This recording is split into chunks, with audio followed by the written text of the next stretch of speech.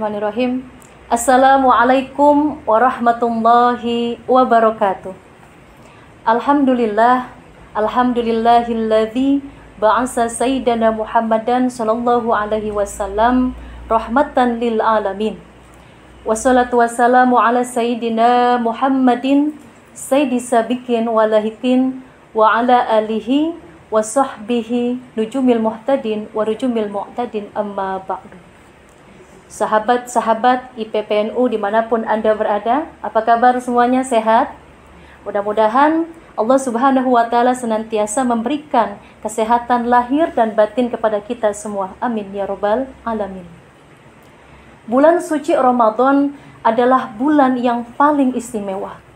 Bulan di mana seluruh umat Islam ini pasti sangat gembira ketika bisa berjumpa dengan bulan suci Ramadan.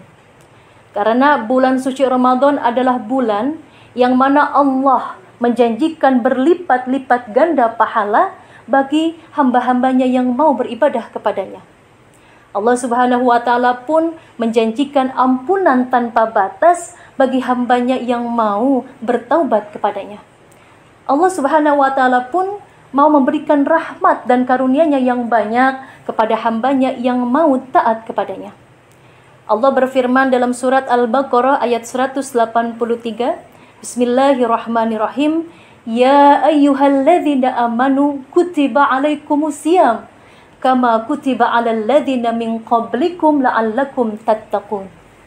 Hai orang-orang yang beriman, diwajibkan atas kamu berpuasa sebagaimana diwajibkan atas orang sebelum kamu supaya kamu bertakwa.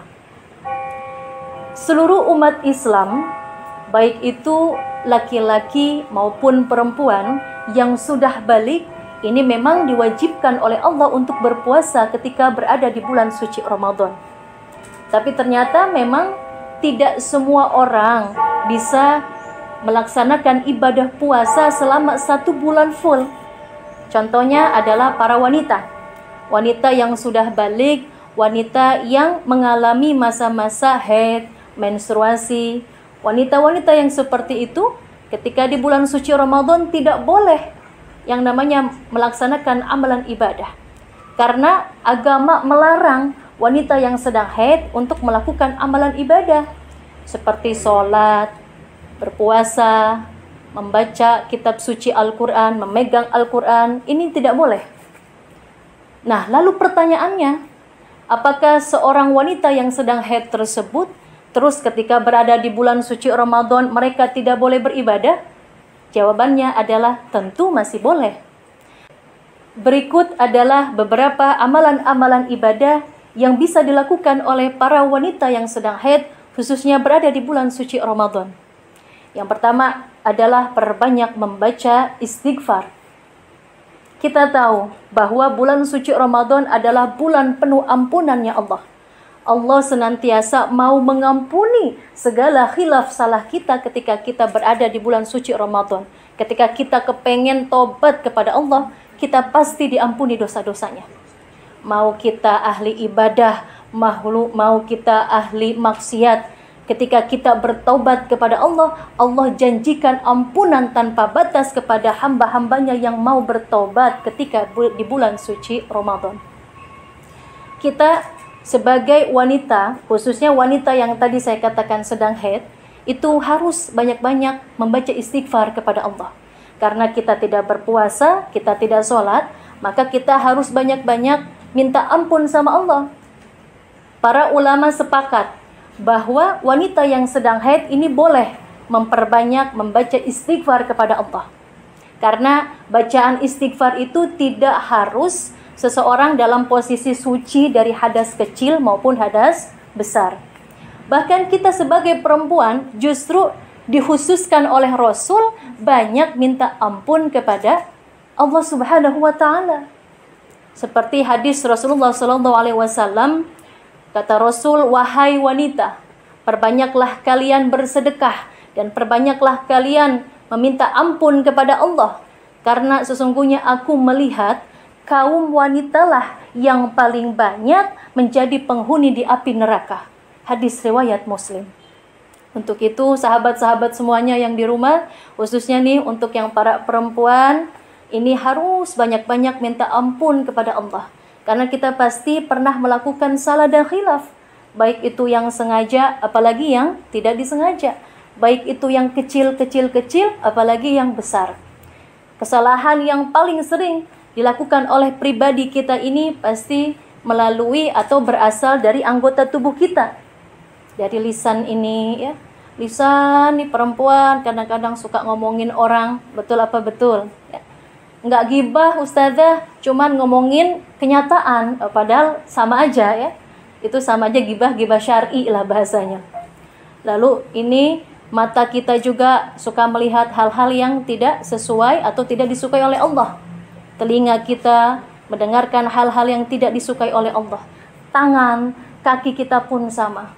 Untuk itu karena dosa-dosa, kesalahan-kesalahan yang mungkin kita sering lakukan, yang kadang-kadang kita nggak kerasa, kita sudah melakukan kesalahan tersebut, kita harus banyak-banyak minta ampun kepada Allah. Untuk itu, di bulan suci Ramadan ini, perbanyak kita untuk meraih ampunannya Allah Subhanahu wa Ta'ala. Mudah-mudahan Allah senantiasa mau mengampuni segala khilaf kita selama kita hidup di dunia ini. Amin ya rabbal alamin. Lalu amalan yang kedua yang bisa dilakukan oleh wanita yang sedang haid atau menstruasi tadi ketika di bulan suci Ramadan adalah perbanyak bersedekah. Sesuai dengan hadis Rasulullah tadi, bahwasanya perempuan itu harus banyak beristighfar dan juga banyak bersedekah. Kenapa harus banyak bersedekah? Karena Rasul bersabda, sedekah itu bisa menghilangkan kesalahan-kesalahan kita. Sama seperti api yang dipadamkan oleh air. Ibarat kata nih ya, api ini adalah dosa-dosa kita dan air adalah sedekah kita. Semakin banyak kita bersedekah, maka insya Allah akan semakin banyak dosa-dosa kita diampuni oleh Allah Subhanahu wa Ta'ala. Lalu sedekah itu sendiri ada berbagai macam cara yang bisa kita amalkan. Yang pertama, kita bersedekah menggunakan ilmu kita. Kalau sahabat-sahabat semua paham satu ilmu, khususnya ini ilmu agama, ini harus kalian sedekahkan kepada yang lainnya.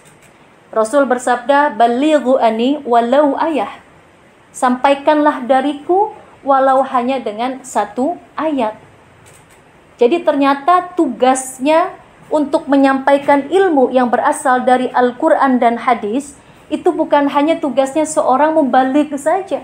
Bukan hanya tugasnya seorang penceramah saja atau pendakwah saja, tetapi seluruh umat Islam itu ditugaskan untuk bisa menyampaikan ilmu kepada yang lainnya walaupun hanya dengan satu ayat.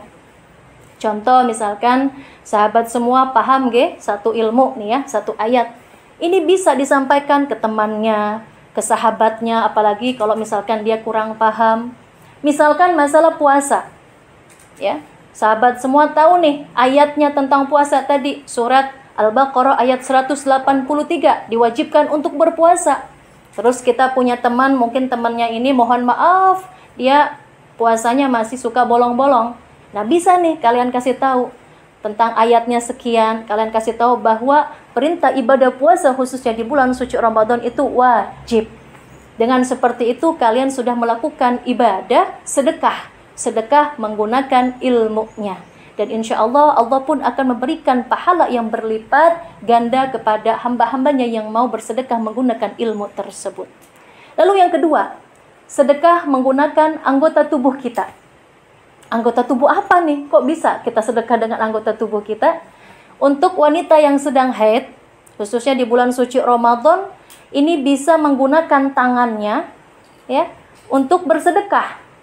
Contoh misalkan ketika mau buka puasa, tangannya digunakan untuk apa? Untuk menghidangkan makanan buka puasa, untuk menyajikan makanan sahur, masak dan lain sebagainya, membuat takjil. Dengan seperti itu, tangan kalian ini sudah bersedekah, ya, sedekah menggunakan tangan kalian, gitu. Jadi masya Allah, ketika teman-teman semuanya ikhlas membantu menyajikan makanan buat orang-orang buka puasa, buat orang-orang yang sahur, itu pahalanya juga luar biasa. Walaupun kalian tidak berpuasa, tapi mendapatkan pahala yang berlipat ganda dari Allah Subhanahu wa ta'ala.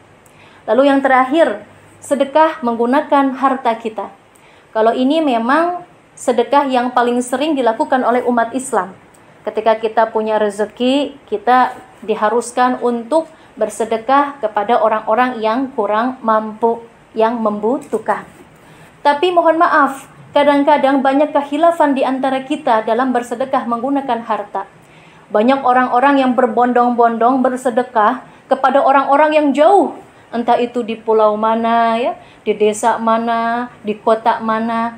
Mereka lupa untuk bersedekah melihat orang di sekitarnya.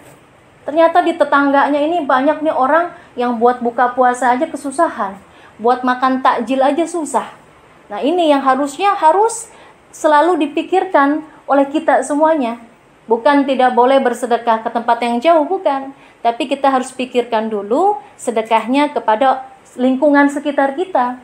Lingkungan keluarga kita, apakah saudara kita ada yang membutuhkan sedekah kita, ya.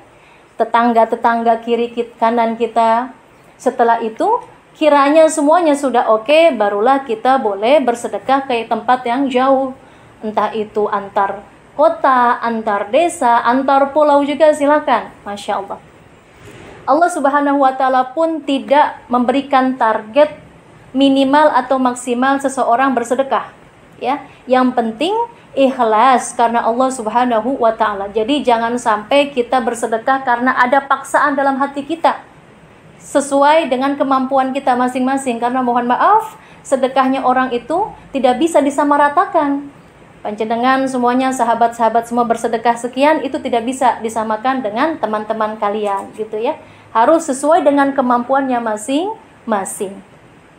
Sedekah yang paling mulia adalah sedekah karena Allah. Walaupun mungkin nominalnya sedikit, tapi ikhlas kepada Allah itu lebih mulia daripada mohon maaf, sedekahnya besar, sedekahnya banyak, tapi niatnya tidak ikhlas karena Allah, tapi terpaksa atau mungkin karena kepingin mendapatkan pujian dari orang lain. Ini justru akan mengurangi atau bahkan menghilangkan pahala sedekah kita. Na'udzubillahi min dzalik. Jadi poinnya adalah kita bersedekah harus memiliki ikhlas, niatan karena Allah Subhanahu wa ta'ala. Mudah-mudahan Allah ridho dan menerima segala amalan ibadah kita semuanya. Itu tadi yang kedua. Lalu yang ketiga adalah wanita-wanita yang sedang haid itu harus memperbanyak menuntut ilmu, khususnya ilmu-ilmu agama. Salah satu cara kita untuk bisa meningkatkan keimanan kita kepada Allah adalah dengan menuntut ilmu. Rasulullah SAW bersabda, al-imanu yazidu wa yankus. Jadi iman itu kadang-kadang kita lagi di atas, kadang-kadang lagi di bawah. Kadang-kadang naik, kadang-kadang turun. Ketika iman kita lagi di atas, kita nih rajin banget ibadahnya. Betul nggak? Rajin puasa sunnahnya, rajin sholat sunnahnya, rajin baca Qur'annya, rajin dengerin ilmunya. Tapi ketika kita lagi males, jangankan yang sunnah, yang wajib saja kadang-kadang kita aras-arasan bahasanya. Betul apa betul? Kalau ada yang seperti itu, artinya kita semua manusia. Karena memang kodrat imannya manusia adalah naik dan turun. Untuk itu, supaya kita bisa meningkatkan keimanan kita, kita diharuskan untuk mencharger keimanan kita. Jadi sahabat semuanya, bukan handphone saja yang dicharger, tapi iman kita pun harus dicharger. Dengan cara apa? Dengan cara banyak menuntut ilmu, khususnya menuntut ilmu agama. Sahabat semuanya yang insya Allah dimuliakan oleh Allah, menuntut ilmu apa sih yang harus kita lakukan, khususnya bagi wanita yang sedang haid ketika berada di bulan suci Ramadan? Ada berbagai macam cara. Yang pertama, kita menuntut ilmu menggunakan buku-buku kajian. Silakan wanita-wanita yang sedang haid, yang memang kepengen belajar ilmu agama, ini boleh baca buku yang di dalamnya isi kandungan ayat-ayat suci Al-Quran. Yang tidak boleh adalah kalian membaca Al-Qurannya.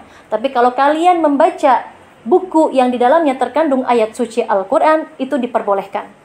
Lalu yang kedua, perbanyaklah menuntut ilmu dari media. media apapun, media TV ya, dengerin ceramah yang ada di TV, apalagi sekarang bulan Ramadan banyak sekali kultum-kultum, banyak sekali siraman-siraman rohani dari para asatid dan asatidzah, para ustadz, para ulama. Silakan menuntut ilmu dari TV boleh. Lalu yang kedua, menuntut ilmu dari YouTube seperti sekarang nih. Mudah-mudahan tayangan ini kalian yang menonton senantiasa bisa ilmunya kalian bisa ambil dan bisa bermanfaat lahir dan batin. Lalu yang terakhir, menuntut ilmu secara langsung. Ini pun tidak kalah pentingnya.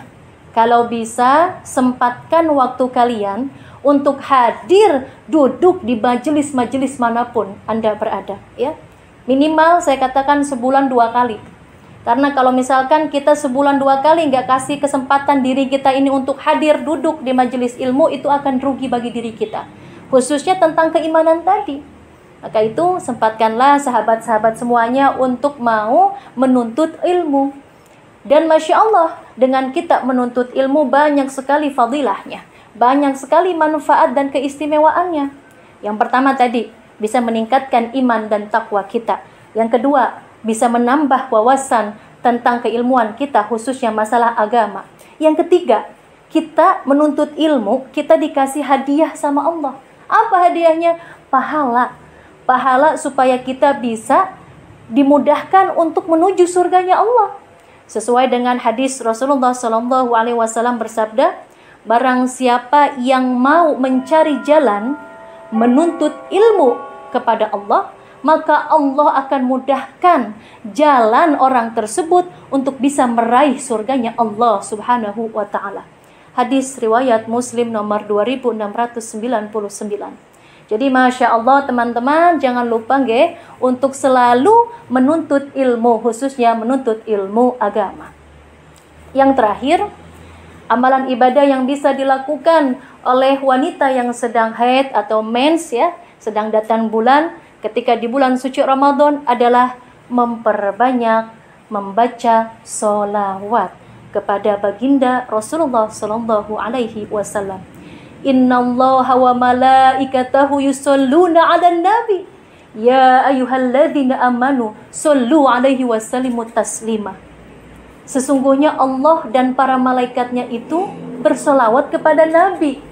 Hai orang-orang yang beriman, berselawatlah kamu kepada Nabi dan sampaikanlah salam penghormatan kepadanya. Sahabat semuanya yang ada dimanapun Anda berada, Imam Al-Qurtubi ini pernah menjelaskan dalam tafsirnya bahwasanya sholawat yang Allah sampaikan, sholawat yang para malaikat sampaikan, sholawat yang umat Rasul sampaikan, ini memiliki definisi yang berbeda-beda. Jadi dijelaskan yang pertama, Allah Subhanahu wa Ta'ala bersolawat. Ini maksudnya apa? Maksudnya Allah memberikan rahmat dan ridho kepada baginda Nabi Muhammad sallallahu alaihi wasallam. Lalu yang kedua, sholawat yang para malaikat sampaikan kepada Rasulullah itu maksudnya adalah para malaikat senantiasa mendoakan dan istighfar bagi Rasulullah sallallahu alaihi wasallam. Lalu yang ketiga, sholawat yang kita sampaikan, umat Rasulullah berselawat kepada baginda Rasulullah sallallahu alaihi wasallam, artinya adalah kita mendoakan beliau dan kita mengagungkan baginda Nabi besar Muhammad sallallahu alaihi wasallam. Jadi Masya Allah Allah, para malaikat saja mau sholawat, apalagi kita hanya umatnya. Perbanyaklah kita berselawat kepada baginda Rasulullah sallallahu alaihi wasallam. Salah satu fadilah dari orang-orang yang sering membaca sholawat adalah kita mendapatkan syafaatnya. Kepengen gak sih kita semua dapat pertolongan? Kepengen gak kita dapat syafaat Rasul? Kalau kepengen, banyak-banyak dalam sehari itu kita perbanyak membaca sholawat kepada baginda Rasulullah Sallallahu Alaihi Wasallam. Bacaan sholawat yang paling gampang yang harus kita baca adalah Allahumma sholli ala Sayyidina Muhammad wa ala ali Sayyidina Muhammad. Ini terus dibaca. Wabil khusus nih, untuk wanita-wanita yang lagi haid ketika puasa kan bingung ya. Mau ngapain, sholat nggak bisa, ngaji nggak bisa, ini lisannya terus aja nih baca istighfar, baca sholawat terus. Insya Allah walaupun kita lagi haid, ketika di bulan suci Ramadan kita tetap mendapatkan pahala dari Allah Subhanahu wa Ta'ala. Untuk itu, untuk sahabat-sahabat semua dimanapun Anda berada, saya ingin mengajak kepada kalian semua supaya tayangan ini lebih berkah lagi, sama-sama bersolawat kepada Rasulullah Sallallahu Alaihi Wasallam. Tapi sebelumnya mohon izin, saya kepingin ngajak putra saya, Mas Dafa, untuk bisa menemani saya berselawat. Sini saya, Mas Dafa. Iya, sini. Lihat situ kamera. Coba kasih salam dulu sama kakak-kakak. Assalamualaikum. Assalamualaikum. Assalamualaikum. Itu lihat kameranya situ ya. Kita selawat ya Mas ya. Sallallahu ala Muhammad. Sallallahu alaihi wasallam. Sallallahu ala Muhammad. Sallallahu alaihi wasallam. Anta syamsun, anta badrun, anta nurun fawqa nuri. Anta samsum, anta badrun, anta nurun fawqa nurin. Anta iksiru wa ghali, anta misbahu suduri. Sama-sama. Sallallahu ala Muhammad. Sallallahu Alaihi wasallam. Sallallahu ala Muhammad. Sallallahu alaihi wasallam. Sekali lagi. Sallallahu ala Muhammad. Ayo Mas. Sallallahu alaihi wasallam. Sallallahu ala Muhammad. Sallallahu